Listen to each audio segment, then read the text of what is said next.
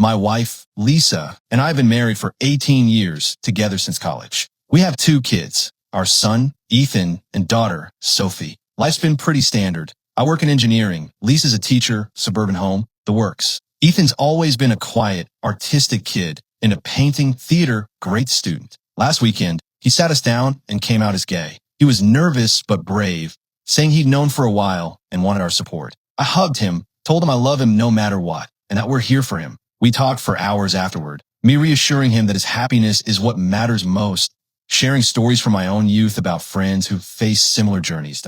Lisa, she lost it. She started crying, then yelling that he was too young to know, going through a phase, and ruining his future. She accused me of encouraging it because I let him join drama club.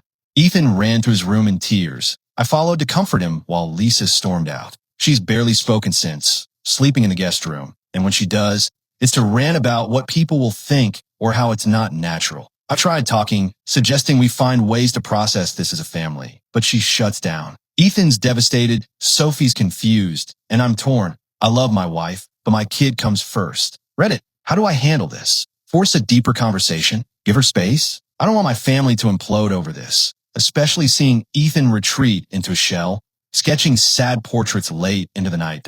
Update 1. Thanks for the advice, urging open talks, and considering outside perspectives. I sat Lisa down last night after the kids were asleep in our quiet living room with just the lamp on, hoping for a calm discussion. She admitted her reaction stems from her conservative upbringing. Her parents were strict religious types who disowned her gay uncle when she was a kid. She said seeing Ethan choose this path brings back trauma, and she's scared he'll face rejection like her uncle did. He ended up homeless for years, struggling with isolation that haunted the family gatherings she remembers. But then she doubled down, saying we need to guide him straight with tough love or church counseling. I shut that down hard, telling her Ethan's identity isn't a choice, and we support him fully, emphasizing how her words are pushing him away.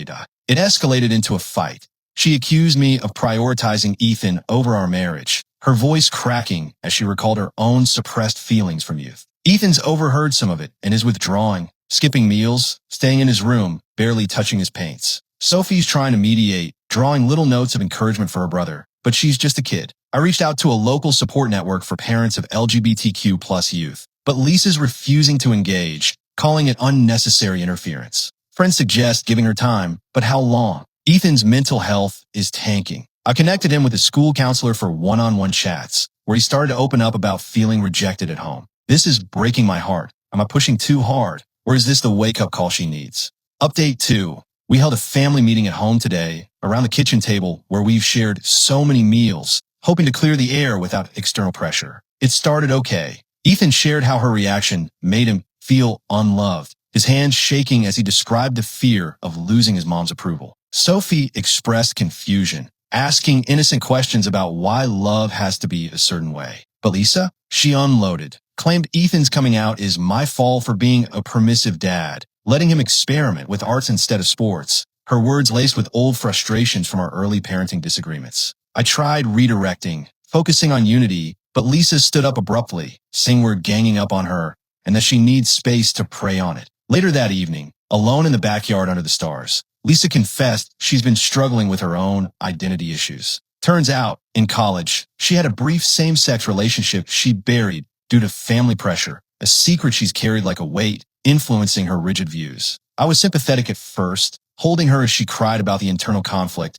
but when she suggested sending Ethan to a retreat program run by her old church group, I gave her an ultimatum: commit to understanding and acceptance through open family dialogues, or we're done. She packed a bag and left for her sisters, leaving the house eerily quiet. Ethan's relieved but hurt, sketching more now as an outlet. Sophie's angry at mom, baking cookies to cope. I consulted a mediator for future talks. Is this salvageable, or am I preparing for the worst? Update 3. It's been a week since Lisa left. We're officially separated, communicating only through brief texts about logistics. Ethan's opening up more with her gone. Joined an after-school art club focused on self-expression. Seems happier, even laughing during family game nights again. Sophie's processing through long walks with me, where we talk about emotions and acceptance. But yesterday, while sorting through Lisa's desk drawers for some documents she requested, I found hidden letters and photos, correspondence with a woman named Rachel dating back years. Intimate stuff, emotional affair. Turns out, Rachel was her college fling, and they've reconnected sporadically, including meetups during Lisa's solo retreats to the mountains. I confronted her over a video call. She admitted it, saying she's confused, and Ethan's coming out triggered a crisis, forcing her to face suppressed parts of herself she's denied for decades. Worse, she confessed to secretly exposing Sophie to biased religious materials last year, reading stories that subtly discouraged non-traditional paths, fearing she saw signs in her too. Sophie likes sports and short hair. Sophie had no idea it was about that. Thought it was just story time with mom. I'm furious. I've documented it all and consulted a family advisor. Lisa's begging to come home, promising change and to explore her feelings honestly, but trust is shattered. Ethan's crushed, feeling like mom's issue, not mine, and has started journaling his thoughts. How do I protect the kids while navigating this emotional minefield? Update 4. 4 months post-separation. The divorce is done, finalized in a quiet courtroom with minimal assets to divide. Lisa got limited visitation rights, structured outings only after the biased exposures came up in mediation. She's joined a support group for those questioning their sexuality, exploring her bisexuality openly now, and has apologized to Ethan in a heartfelt letter. He read it, teared up, and is slowly warming to short visits. Rachel? They ended things amicably. Lisa's focusing on self-discovery through journaling and community walks.